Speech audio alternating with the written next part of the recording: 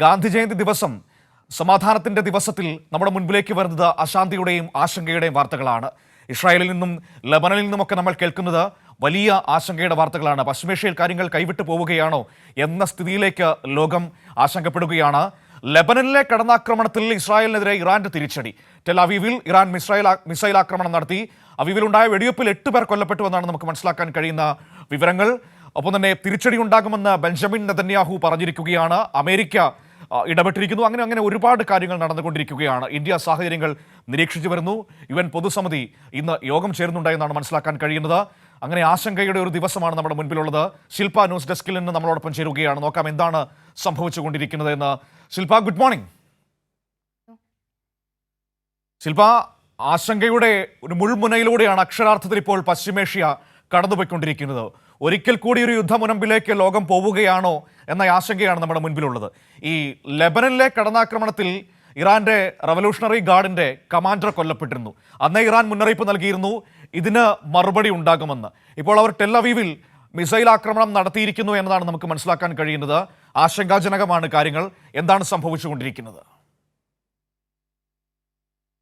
മനു, പശ്ചിമേഷ്യ കൂടുതൽ സംഘർഷപരമായ സാഹചര്യങ്ങളിലേക്ക് പോവുകയാണ്. നമുക്കറിയാം, ഇസ്രായേൽ തുടർച്ചയായി ഗാസയിലും അതോടൊപ്പം തന്നെ ഈ ഒരാഴ്ചക്കാലത്തിലേറെയായി ഈ ലെബനനിലും നടത്തുന്ന കടന്നാക്രമണങ്ങൾക്കും സംഘർഷങ്ങൾക്കും മറുപടിയായിട്ടാണ്, അത്തരത്തിലൊരു പ്രത്യാക്രമണമായിട്ടാണ് ഇറാൻ ഇപ്പോൾ ഇസ്രായേലിലേക്ക് ഒരു വലിയ ആക്രമണം നടത്തിയിരിക്കുന്നത്.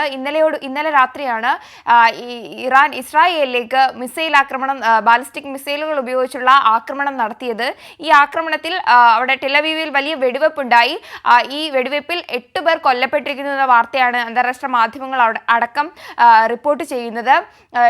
ഈ ടെൽ അവീവിലേക്കാണ് ഇറാൻ ഇന്നലെ ഒരു മിസൈൽ ആക്രമണം നടത്തിയത്. 200-ലധികം മിസൈലുകൾ ഉപയോഗിച്ചുള്ള ആക്രമണമായിരുന്നു ഇറാന്റെ ഭാഗത്തു നിന്നും ഇസ്രായേലിലേക്ക് നടത്തിയത്. ഇസ്രായേലിന് നേരത്തെ തന്നെ മുന്നറിയിപ്പ് ഉണ്ടായിരുന്നു.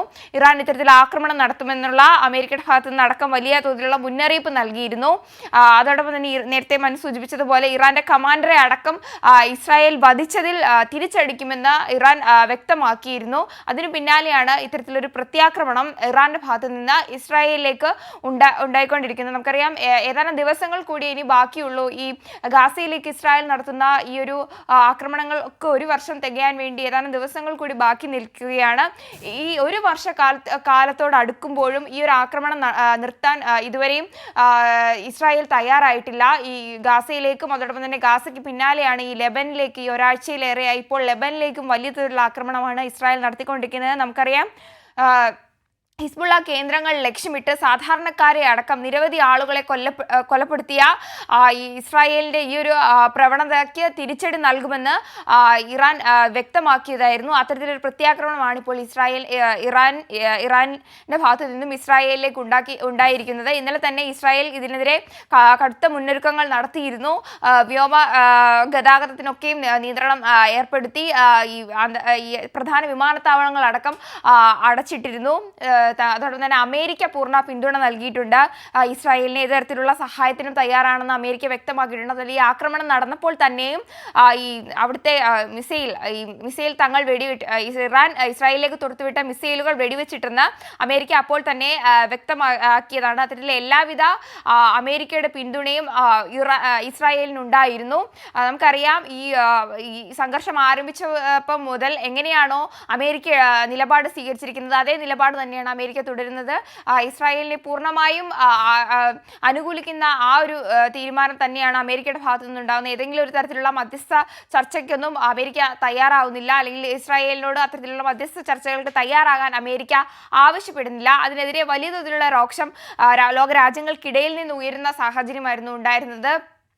നമുക്കറിയാം, ഈ ബെയ്റൂട്ടിലടക്കം ഈ ഇസ്രായേൽ കരയാക്രമണം ആരംഭിച്ചിരുന്നു. ലെബനനിൽ കഴിഞ്ഞ ദിവസമാണ് കരയാക്രമണം ആരംഭിച്ചത്. ഈ കരയാക്രമണം ആരംഭിച്ച് കൂടുതൽ ശക്തമായ ആക്രമണങ്ങളിലേക്ക് ഇസ്രായേൽ കടന്ന സാഹചര്യത്തിലാണ് പ്രത്യാക്രമണം എന്ന പോലെ ഇറാൻ ഇത്തരത്തിൽ തിരിച്ചടി നടത്തിയിരിക്കുന്നത്. എന്നാൽ ഇപ്പോൾ ഇസ്രായേലിന്റെ ഭാഗത്തു നിന്ന് ബെഞ്ചമിൻ നെതന്യാഹു വ്യക്തമാക്കിയിരിക്കുന്നത് ഇറാൻ ഇതിന് മറുപടി പറയേണ്ടി വരുമെന്നൊരു മുന്നറിയിപ്പാണ് ഇസ്രായേലിന്റെ ഭാഗത്തു നിന്നുണ്ടാവുന്നത്.